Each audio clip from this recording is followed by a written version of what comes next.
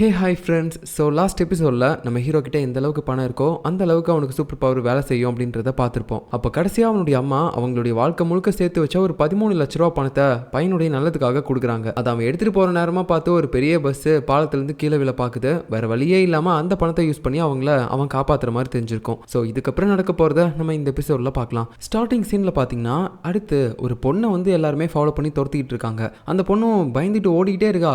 எதுக்காக துரத்துறாங்க அப்படின்னு சொல்லிட்டு ஒன்றுமே புரியல. ஒரு கட்டத்துக்கு மேல அவ ஒரு முட்டு சந்துக்கு வரா, வசமா மாட்டிக்கிட்டா அப்படின்னு சொல்லி யோசிக்கும் போது இப்பதான் ஒரு ட்விஸ்ட். இந்த பொண்ணு இவங்க கிட்ட மாட்ட கிடையாது, இவனுக்கு தான் இந்த பொண்ணு கிட்ட மாட்டிருக்கானுங்க.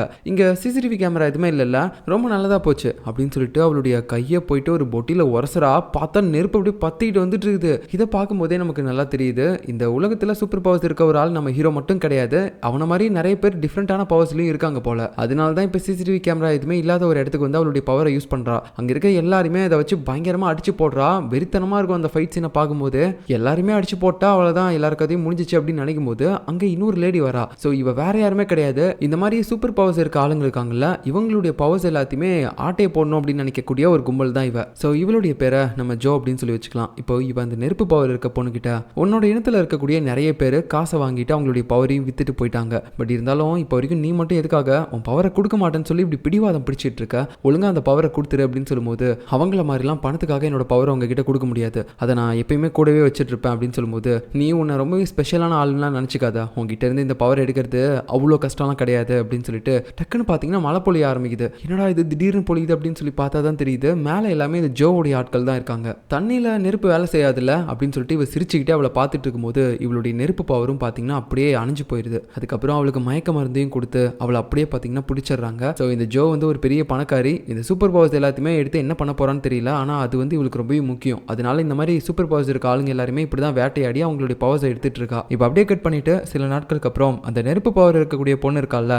அவ காணாம போயிட்டா அப்படின்னு சொல்லிட்டு அவளுடைய போஸ்டர்ஸ் எல்லா இடத்துலயுமே ஒட்டிட்டு இருக்காங்க. பட் நமக்கு தான் தெரியும் அவளை இப்படி கடத்திட்டு போயிருக்காங்க அப்படின்னு சொல்லிட்டு. அப்போ அங்க ஒரு சூப்பர் மார்க்கெட் இருக்கும். அங்க ஒருத்தர் பாத்தீங்கன்னா நல்லா உட்காந்து குடிச்சிட்டே இருப்பாரு. அங்க பார்ட் டைமா வேலை பார்க்கக்கூடிய ஒரு பில்லிங் போடுற பொண்ணு இருப்பா. அவ பயங்கரமா உட்காந்து வேற சாப்பிட்டுட்டு இருக்கா. அப்ப அந்த பொண்ணு போன்ல ஒரு வீடியோ பாக்குறா. இவனும் நம்மளால ஒருத்தனா இருப்பானா என்ன அப்படின்னு சொல்லிட்டு அந்த வீடியோவை அப்படியே அந்த குடிகாரங்கிட்டையும் காட்டுறா. அவன் பார்த்துட்டு இவன் உண்மையாவே பயங்கரமான சக்தி இருக்கக்கூடிய ஆளா தான் இருக்கான், நம்மால் தான் தேவையில்லாம எதுக்காக இவனுடைய பவரை இப்படி 4 பேருக்கு தெரியுற மாதிரி பப்ளிக் பிளேஸ்ல யூஸ் பண்ணிருக்கான். இப்போ இதனால நம்மள வேட்டையாடுற அந்த கும்பல் எல்லாருமே சேர்ந்து இவனை தேட போறாங்க. நம்ம அவங்களுக்கு முன்னாடி இவன் இருக்க இடத்த கண்டுபிடிச்சு சீக்கிரமா இவனை காப்பாத்துற வேலையை பார்க்கணும் அப்படின்னு சொல்லி பேசிட்டு இருக்காங்க. ஸோ இவங்களும் பாத்தீங்கன்னா கண்டிப்பா சூப்பர் பவர்ஸ் இருக்க ஒரு ஆளுங்களா தான் இருப்பாங்க போல. அதனால தான் இந்த வீடியோவில் நம்ம ஹீரோவை பார்த்து நம்மாலும் வார்த்தைக்கு வார்த்தை பேசிட்டு இருந்திருப்பாங்க. இந்த குடிகாரர் ஒரு வக்கீலா இருக்காரு, அதனால நம்ம இவனை வக்கீல் அப்படின்னு சொல்லி கூப்பிடலாம். இந்த பொண்ணுடைய பேரை நம்ம பேங்க் அப்படின்னு சொல்லி வச்சுக்கலாம். இன்னொரு பக்கம் ஹீரோவை காட்டுறாங்க. அவன் பாத்தீங்கன்னா இப்போ ஜெயிலில் உட்காந்துட்டு இருக்கான். நல்லது பண்ணா இதாண்டா கதி அப்படின்னு சொல்லிட்டு இருக்கான். எதுக்காக அப்படின்னா இவன் அந்த பஸ்ஸை தள்ளி விடுற மாதிரி அவங்க நினைச்சிட்டாங்க போல. ஏன்னா ஒரு ஆள் எப்படி பஸ் எல்லாம் இழுக்க முடியும், இவன் ஏதாவது ஒன்று அது கீழே தள்ள ட்ரை பண்ணிருப்பான் அப்படின்னு நினைச்சுதான் இப்படி இவனை கைது பண்ணி கூட்டு வந்திருப்பாங்க. அங்க இருக்கக்கூடிய மற்ற கேங்ஸ்டர்ஸ் அதாவது ரவுடிகள்லாம் இருப்பாங்கல்ல, அவனுங்களும் அந்த கூண்டில் இருந்துகிட்டு நம்ம ஹீரோவை கலாச்சிட்டு இருக்காங்க. எப்பா நீ என்ன சூப்பர் ஹீரோவா என்ன, நீ என்னமோ ஒத்த கையில் அந்த வேனை இழுத்து காப்பாத்தினியா, அதெல்லாம் நம்புற மாதிரி இருக்குது, சின்ன வயசுல எங்களுக்கு காது குத்தியாச்சுப்பா, ஒழுங்கா உண்மையை சொல்லு, எதுக்காக அந்த பஸ் பின்னாடி அப்படி நின்றுட்டு இருந்த அப்படின்னு சொல்லி கேட்டுட்டு இருக்காங்க. எல்லாம் ஏன் நேரம்டா, நீங்க சொல்றதெல்லாம் கேட்கணும்னு இருக்குது பாத்தியா அப்படின்னு சொல்லிட்டு ஹீரோ ரொம்ப கடுப்பா உட்காந்துட்டு இருக்கும்போது அப்பதான் அவனுடைய அப்பா சொன்ன ஒரு விஷயம் ஞாபகம் வருது. எப்பயாவது ரொம்ப கஷ்டமான ஒரு சுச்சுவேஷன் உனக்கு வரும்போது அந்த நேரத்தில் நீ இந்த விசிட்டிங் கார்டில் இருக்கவங்களுக்கு கால் பண்ணு, அவங்க உனக்கு ஹெல்ப் பண்ணுவாங்க அப்படின்னு சொல்லிட்டு ஒரு விசிட்டிங் கார்டு கொடுத்துருப்பார்ல, அந்த நம்பருக்கு இப்போ நம்ம ஹீரோ கால் பண்ணி பேசுறான். இந்த மாதிரி அப்பா தான் அவங்க நம்பர் கொடுத்தாங்க, எனக்கு இப்போ ஹெல்ப் வேணும், நான் ஜெயிலில் இருக்கேன் அப்படின்னு சொல்லிட்டு இருக்கும்போது ஓ அப்படியா சரி அப்படின்னு சொல்லிட்டு அங்க ஆப்போசிட்ல பேசிட்டு இருந்த ஒரு லேடி பாத்தீங்கன்னா கட் பண்ணிடுறாங்க. என்னடா இது அப்படின்னு சொல்லி யோசிக்கும் போது டக்குன்னு அடுத்த செகண்டே நம்ம ஹீரோவை வெளியே விட்டுட்டாங்க. என்னடா இது சீக்கிரமா விட்டாங்க, இது தெரிஞ்சிருந்தா நான் முன்னே கால் பண்ணிருப்பேன், இவ்வளவு நேரம் உள்ள இருந்து வேஸ்ட் பண்ணிருக்க மாட்டேன் அப்படின்னு சொல்லி யோசிச்சுட்டு வந்துட்டு இருக்கும்போது அந்த லேடி பேசினாங்கல்ல போன்ல, அவங்களுடைய அடியாட்கள்லாம் அந்த இடத்துக்கு வராங்க. சார் அப்படியே கொஞ்சம் இங்க வரீங்களா, எங்க மேடம் உங்களை பார்க்கணும்னு சொன்னாங்க அப்படின் போது அட அவங்க தானா, சரி நம்மளை வெளியெல்லாம் விட்டுருக்காங்க, நம்ம போய் எதுக்கும் பார்த்து பேசிட்டு வந்துடலாம், ஒரு தேங்க்யூ சொல்லிட்டு வந்துடலாம் அப்படின்னு சொல்லிட்டு இவன் கார்லையும் ஏறிட்டு அந்த லேடியை பார்க்குறான். அப்போ மேடம் தேங்க்யூ, நீங்க என்னை காப்பாத்துறதுக்கு பரவாயில்ல, நீங்க என்ன இங்கேயே விட்டுருங்க, நான் வீட்டுக்கு போயிடுறேன் அப்படின்னு சொல்லும்போது நான் அவ்வளோ சீக்கிரம்லாம் உன்னை ஃபர்ஸ்ட் விட மாட்டேன், அதுவும் இல்லாமல் உனக்கு ஒரு டவுட் இருக்கும்ல, உங்க அப்பனுக்கும் எனக்கும் என்ன கனெக்ஷன் அப்படின்னு சொல்லிட்டு அப்படின்ற மாதிரி அவங்க கேட்கும்போது ஹீரோவும் மனசுக்குள்ளேயே யோசிக்கிறான். அதெல்லாம் ஒரு ஈர வெங்காயமும் இல்லை, என்னை விட்டினா நான் இப்பயே கிளம்பிடுவேன் அப்படின்னு சொல்லும்போது சொல்லுங்க மேடம், நீங்களே சொல்லணும்னு நினச்சிட்டீங்க சொல்லுங்க அப்படின் போது உங்க அப்பா என்கிட்ட நிறைய கடன் வாங்கியிருக்கான் அப்படின்னு சொல்லும்போது ஐயோ வசமா மாட்டிக்கிட்டமே, இப்போ அவங்க வாங்கின காசு எல்லாத்தையுமே என் மூலமா அடைக்க சொல்லுவாளே, அதுக்கு தான் என்ன காப்பாற்றவும் செஞ்சிருக்கா போலயே அப்படின்னு சொல்லிட்டு இவன் டோரை ஓப்பன் பண்ணிட்டு வெளியே போலான்னு பார்த்தா அவனுக்கு பார்த்தீங்கன்னா மயக்க ஊசியை போட்டு விட்டுறாங்க. அவன் அப்படியே பொத்துன்னு விழுந்துடுறான். நம்ம ஹீரோ மயக்கமாகறதுக்கு முன்னாடி அவங்க அப்பாவை பற்றி பயங்கரமாக திட்டிட்டு நினச்சிட்டு இருக்கான். எங்கள் அப்பனுக்கு பைத்தியமா பிடிச்சிருக்கு, பிடிச்சிருக்கு. அவன் இந்த பொம்பளை கிட்ட கடன் வாங்கியிருக்கானா, இவ பக்கத்திலே என்ன நெருங்க விட்டு இருக்க கூடாது, அதை விட்டுட்டு ஹெல்ப் பண்ணா இவகிட்ட வந்து பேச சொல்லியிருக்கானே, இவ வேற இப்ப அந்த காசுலாம் என்கிட்ட கேட்டு சாகடிக்க போறா அப்படின்னு சொல்லிட்டு அவன் ஒரு மாதிரி யோசிச்சுட்டு போயிட்டு இருக்கான். இன்னொரு பக்கம் அந்த ஜோ இருக்கான்ல, அவ பாத்தீங்கன்னா ஏதோ ரிசர்ச் பண்ற ஒரு லேப் மாதிரி ஒரு இடத்துக்கு போறா. இப்ப கடைசியா அந்த நெருப்பு பவர் இருக்க ஒரு பொண்ணை பிடிச்சிட்டு வந்திருப்பாங்கல்ல, அவள் ஏதோ ஒரு போட்டிக்குள்ள போட்டு அவளுடைய பவர்ஸ் எல்லாத்தையுமே பாத்தீங்கன்னா எக்ஸ்ட்ராக்ட் பண்ணி எடுக்கிறாங்க. அதாவது அவளை ஒரு நார்மலான ஹியூமன் பீயிங்கா மாத்துறாங்க, அவளுடைய பவர்ஸ் எல்லாம் எடுத்து. இப்ப அந்த பொண்ணுடைய நெருப்பு பவர் பாத்தீங்கன்னா தனியா ஒரு கேப்சூல்ல இருக்கு. இது அந்த ஜோ பார்த்துட்டு இருக்கும்போது அங்க பக்கத்திலேயே ஒரு லேடி இருப்பா, அவ தான் இந்த லேபுக்கு ஒரு இன்சார்ஜ் மாதிரின்னு வச்சுக்கோங்க. அவகிட்ட இந்த ஜோவும் சொல்றா, இப்போ இந்த நெருப்பு பவரை நான் எனக்குள்ள எடுத்துக்க முடியுமா அப்படின்னு சொல்லும்போது, இல்ல மேடம், நம்ம இதை வந்து ஒரு சில ட்ரையல்லாம் பண்ணணும், நிறைய ரிசர்ச்லாம் இதை வச்சு பண்ணணும், நீங்க அதுக்கு முன்னாடியே இப்படி பண்ண முடியாது, அதில் நிறைய ஆபத்து இருக்கு அப்படின்னு சொல்லும்போது இவ பாட்டுக்கு பலார்னு அடிக்க ஆரம்பிச்சிடுறா. அந்த லீயை அடிச்சுட்டு, உனக்கு எவ்வளவு தைரியம் இருக்கணும் என்னையே எதிர்த்து பேசுற, நான் என்ன சொல்றேனோ அதை மட்டும் தான் நீ பண்ணணும், பட் இருந்தாலும் இதை டைரக்டா எனக்குள்ள இன்ஜெக்ட் பண்றதுக்கு எனக்கே கொஞ்சம் பயமா தான் இருக்கு, நம்ம இதை வேற ஏதாவது ஒன்று பண்ணணும் அப்படின்னு சொல்லி யோசிச்சுட்டு இருக்கும்போது அவளுடைய பாடி கார்டு அங்கே பக்கத்தில் இருப்பான். அவனை பார்த்து, ஓ மூலமா எனக்கு ஒரு உதவி ஆக வேண்டியது இருக்கு அப்படின்னு சொல்லி அவனை ஒரு மாதிரி பார்த்துட்டு இருக்கா. அதாவது அவன்கிட்ட இதை இன்ஜெக்ட் பண்ண போறா போல.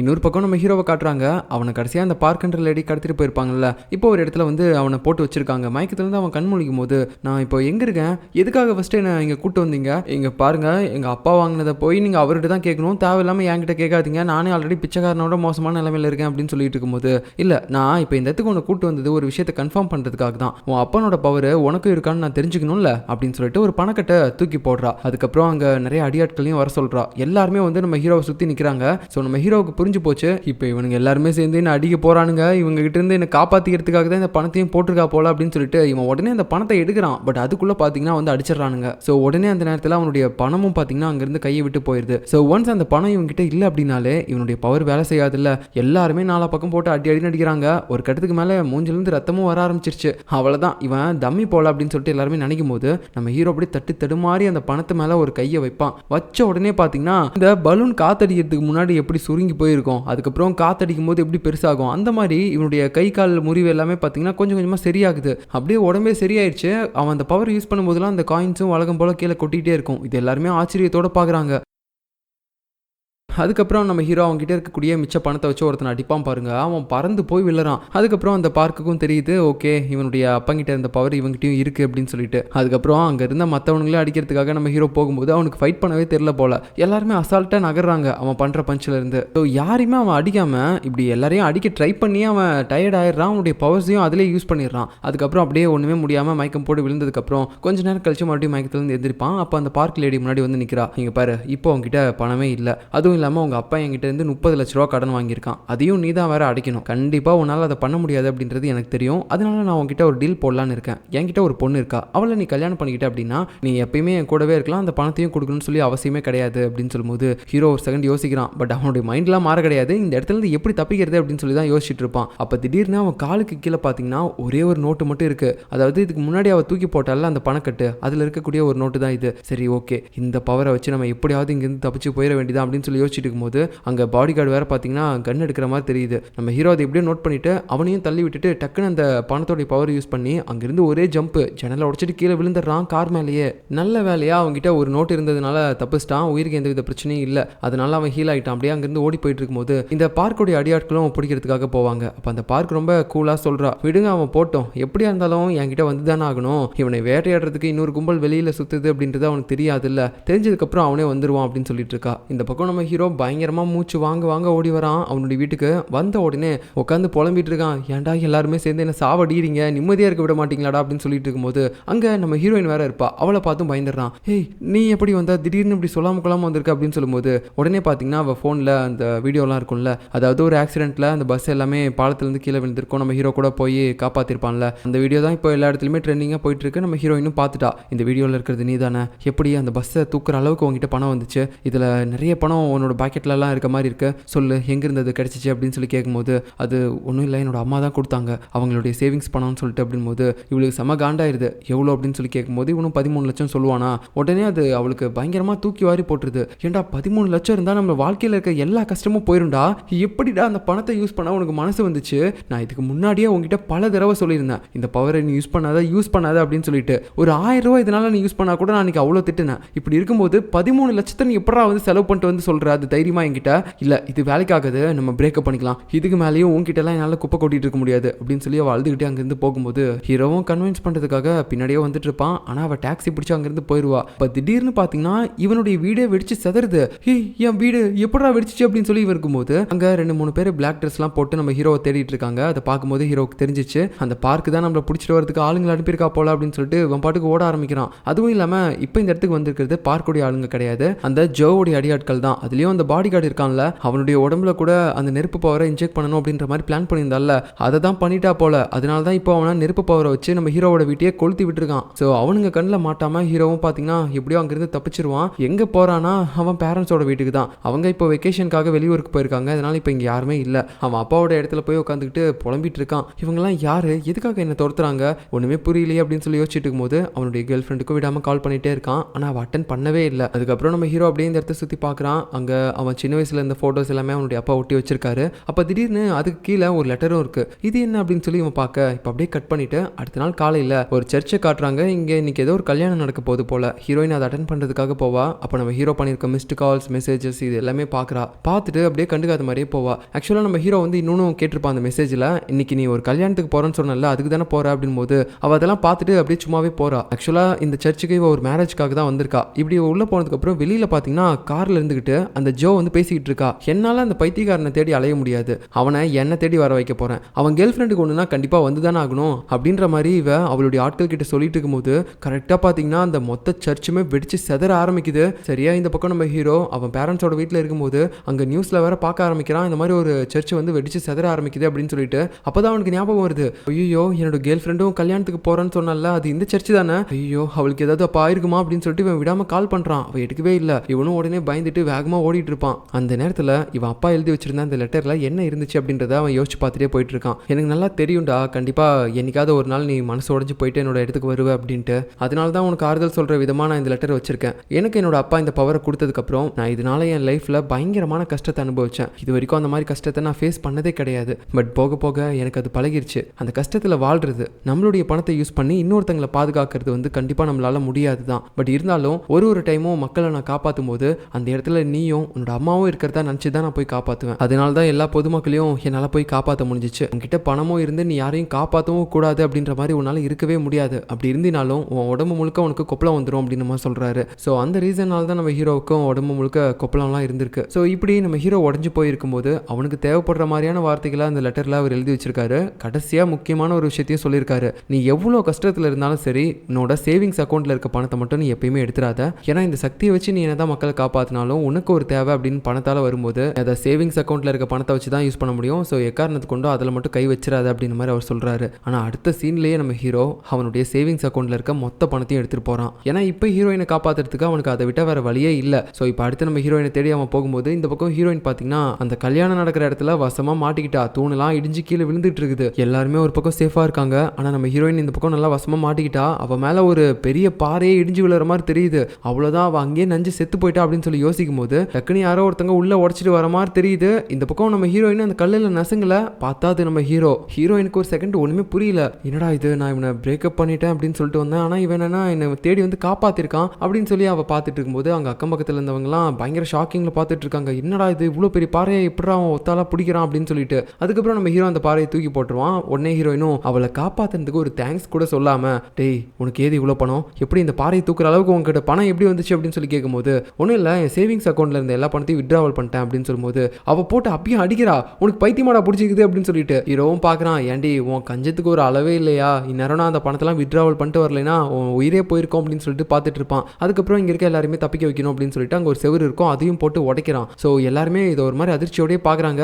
அங்கே இருக்க எல்லாருமே நம்ம ஹீரோ சேஃபாக காப்பாற்றிட்டான். ஹீரோயின் மட்டும் அங்கேயே அதிர்ச்சியில் இருக்கும்போது அவர்கிட்ட வந்து பேச ஆரம்பிக்கிறான். சொன்னா புரிஞ்சுக்கோ, எனக்கு இதை விட்டால் வேற வழி தெரியல, அந்த பணத்தெல்லாம் விட எனக்கு உன் உயிர் தான் பெருசாக தெரிஞ்சிச்சு. இதே மாதிரி தான் அன்னைக்கு என் கண்ணு முன்னாடி சாக இருந்த எல்லாருமே நான் வந்து காப்பாற்றுறதுக்காக போனேன். அந்த டைமில் என்கிட்ட பணம் இருந்துச்சு, எனக்கு என்ன பண்ணுறதுன்னு தெரியல, நான் போயிட்டேன் அப்படின்னு சொல்லிட்டு இருப்பான். அப்போ தான் ஹீரோயினுக்கே புரிய வருது, ஒருத்தங்களோட உயிர் ஆபத்தில் இருக்கும்போது பணம்லாம் கண்ணுக்கு தெரியவே தெரியாது அப்படின்னு சொல்லிட்டு. அதுக்கப்புறம் ஹீரோயின்ட்ட ஒரு ஃபார்மில் சைன் பண்ணி கொடுக்குறான். அதான் இவ கூட மேரேஜ் பண்ணிக்கலாம் அப்படின்னு சொல்லிட்டு ஒரு ஃபார்ம் ஃபில் பண்ணி கொடுத்துருப்பால, அந்த ஃபார்மை தான் இப்போ நம்ம ஹீரோ வந்து சைன் பண்ணி கொடுத்துருக்கான். நீ கேட்ட மாதிரியே நான் வந்து உன்னை கல்யாணம் பண்ணுறதுக்கு அக்செப்ட் பண்ணிக்கிறேன், நான் இதுக்கு மேலே பணத்தை அவ்வளோவா வேஸ்ட் பண்ண மாட்டேன், என்ன நம்ப, வேணும்னா அக்கௌண்ட்டை கூட நான் ஓன் பேர்லேயே ஓப்பன் பண்ணுறேன், நடுவில் என்னோட நடவடிக்கைலாம் உனக்கு பிடிக்காம என்னை டைவர்ஸ் பண்ணிட்டு போகணும் அப்படின்னு தோணுச்சுன்னா கூட பணம்லாம் உன் பேருக்கு தான் வரும், அதனால நீ எதை பற்றி கவலைப்படாத அப்படின்னு சொல்லிட்டு இருக்கும்போது ஹீரோயினுக்கு என்ன பேசுறதுன்னே தெரியல. அவளுக்கு சிரிப்பு தான் வருது இவன் பேசுறதை பார்க்கும்போது. அப்படியே கட்டி பிடிச்சிக்கிட்டு சிரிச்சிட்டு இருப்பாங்க ரெண்டு பேரும்.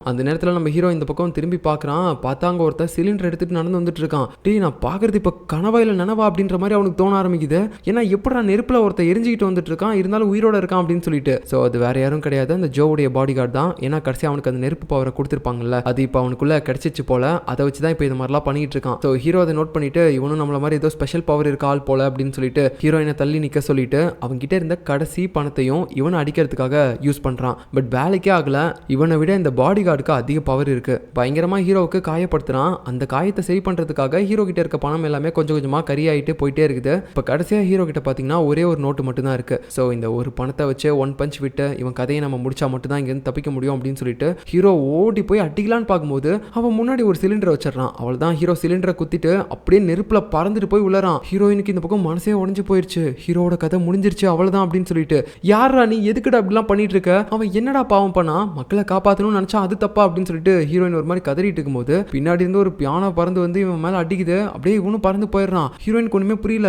பார்த்தா ஹீரோ இப்போ வரைக்கும் உயிரோட தான் இருக்கான். எப்படிடா இது சாத்தியம், அவங்க கிட்ட இருந்த கடைசி ஒரு நோட்டையும் யூஸ் பண்ணிட்டான்ல, அப்படி இருக்கும்போது இவன் எப்படி உயிரோட வந்தான் அப்படின்னு சொல்லி பார்க்கும்போது தான் தெரியுது. நம்ம ஊர்லலாம் இப்படி இந்த கல்யாணம் பண்ணும்போது மொய் வைப்பாங்கல்ல, பொண்ணு வீட்டுக்கும் மாப்பிள்ளை வீட்டுக்கும், அந்த மாதிரி இந்த பொண்ணோட வீட்டுக்கு மொய் வச்சிருப்பாங்க போல, ஒரு பாக்ஸ்ல லெட்டர் மாதிரி எழுதி. ஸோ அந்த லெட்டர் இருக்கக்கூடிய பாக்ஸை நம்ம ஹீரோ எடுத்திருக்கான். அதனால தான் இப்போ அந்த பணம் எல்லாத்தையுமே யூஸ் பண்ணி அவனையும் ஹீல் பண்ணிட்டு அந்த பியானோவையும் தூக்கி அடிச்சிருக்கான். பட் அதுக்கப்புறம் அவனுக்கு என்னாச்சுன்னே தெரியல. திடீர்னு பாத்தீங்கன்னா எனக்கு மயக்கமா வருது அப்படின்னு சொல்லிட்டு மயக்கம் போட்டு விழுந்துருவான். ஐயோ டே உனக்கு என்னடா ஆச்சு, எந்தரா என்னால உன்னை தூக்கிட்டு போக முடியாது, இங்க ஃபுல்லா நெருப்பா இருக்கு அப்படின்னு சொல்லிட்டு இருக்கும்போது கரெக்டா அந்த இடத்துல பாத்தீங்கன்னா செவுத்துல யாரோ ஒருத்தங்க பூந்து வெளியே வராங்க. அது வேற யாரும் கிடையாது, நான் ஸ்டார்டிங்ல சொல்லியிருப்பான்ல அந்த குடிகாரன் அப்புறமேட்டு மின்ன, அவங்க ரெண்டு பேரும் தான். இதுல இந்த குடிகார வக்கீல் இருக்கான்ல, இவனுக்கு தான் இந்த மாதிரி எல்லா பொருளுமே ஊடுருவி போற மாதிரி ஒரு பவர் இருக்கு போல. இவன் கூட யாரை கூட்டிட்டு போனாலும் அவங்களாலையும் பாத்தீங்கன்னா இந்த மாதிரி செவுரை ஊடுருவி போக முடியும். இப்போ இவன் நம்ம ஹீரோவை காப்பாத்துறதுக்காக தான் உள்ள வந்திருக்கான். வந்த உடனே அவனுடைய பர்ஸ்ல அந்த பணம் எல்லாத்தையுமே ஹீரோ கிட்ட கொடுத்து இந்தா இதை வச்சுக்கோ, கொஞ்சம் முடிஞ்ச அளவுக்கு ஒன்று ஹீல் பண்ணிக்கோ அப்படின்ற மாதிரி சொல்லிட்டு இருக்கான். இதை பார்த்ததுக்கு அப்புறம் ஹீரோயினுக்கும் ஹீரோவுக்கும் ஒண்ணுமே புரியல. யாரா இவன் திடீர்னு உள்ள வந்தான், பணத்தெல்லாம் கொடுத்து எனக்கு ஹெல்ப் பண்றேன்னு சொல்றான் அப்படின்னு சொல்லிட்டு புரியாம பார்த்துட்டு இருக்காங்க. கட் பண்ணா இப்போ அடுத்து நம்ம ஹீரோ இங்கேயோ இருந்து கண் முழிக்கிறான். அப்போ அவனுக்கு முன்னாடி பாத்தீங்கன்னா அந்த லாயர் தான் இருக்காரு. ஸோ உடனே அவன் முழிச்சு பார்த்துட்டு, எப்பா யார் நீ, அம்மா என்ன ட்ரெஸ்லாம் யார் மாத்தினது அப்படின்னு சொல்லும்போது, நான் தான் மாத்தினேன், நீ எதை பத்தியும் கவலைப்படாத, எதையும் நான் பார்க்க கிடையாது. சரி யார் நீங்க, எதுக்காக எனக்கு ஹெல்ப் பண்றீங்க, அதுவும் இல்லாம என்னை தேடிக்கிட்டு அவன ஒருத்தன் நெருப்பெல்லாம் கையில் கட்டிக்கிட்டு வந்தானே அவன் யாரு, எதுக்காக இப்படிலாம் பண்றாங்க அப்படின்னு சொல்லிட்டு இருக்கும்போது, இங்க பாரு தம்பி நான் எல்லாத்தையுமே அவங்ககிட்ட விளக்கமா சொல்றேன் அப்படின்னு சொல்லி ஃபர்ஸ்ட் நம்ம ஹீரோக்கு ஒரு ட்ரெஸ்லாம் கொடுத்துட்டு அவன் ஹீரோயின் கிட்ட இருக்கும்போது அவங்க ரெண்டு பேருக்குமே தெரியிற மாதிரி ஒரு விஷயத்தை வந்து சொல்ல ஆரம்பிக்கிறாரு. இந்த உலகத்துல உனக்கு மட்டும் தான் சூப்பர் பவர் இருக்குன்னு நினைக்கிறேன் என்ன, இன்னும் நிறைய பேர் இருக்காங்க, ஆனா என்ன அவங்க எல்லாருமே சைலண்டா இருப்பாங்க, அவங்களுடைய பவர்ஸை வெளியே காட்ட மாட்டாங்க, ஏதாவது ஒரு சுச்சுவேஷன்ல வேற வழியே இல்லாம மட்டும் தான் காட்டுவாங்க. அந்த மாதிரி தான் நீயும் அந்த பிரிட்ஜில இருந்து வெளில போன பஸ்ஸை பிடிச்சல, அது மூலமா தான் நாங்களே உன்னை பார்த்தோம். இப்போதைக்கு நம்மளை துரத்திட்டு இருக்கவங்க யாருன்னு நீ கேட்டல, அவங்க வேற யாரும் இல்ல, நிறைய பணமும் நிறைய பதவி பலமும் வச்சிருக்கக்கூடிய ஒரு வகையான வேட்டைக்காரனுங்கன்னு சொல்லலாம். அவனுங்க நம்மள மாதிரி ஸ்பெஷல் பவர் இருக்கக்கூடிய ஆட்கள் எல்லாருமே தேடி கண்டுபிடிச்சு நம்ம கிட்ட இருக்கக்கூடிய பவர்ஸ் எல்லாத்தையுமே உறிஞ்சி எடுத்துப்பானுங்க. ஏன்னா அதை வச்சு அவனுங்க பணமும் பண்ணலாம், அதே சமயம் அதை அவங்களுக்கும் யூஸ் பண்ணிக்கலாம். ஸோ அந்த ரீசனுக்காக தான் அவனுங்க நம்மள மாதிரி ஆட்களை தேடிட்டு இருக்காங்க.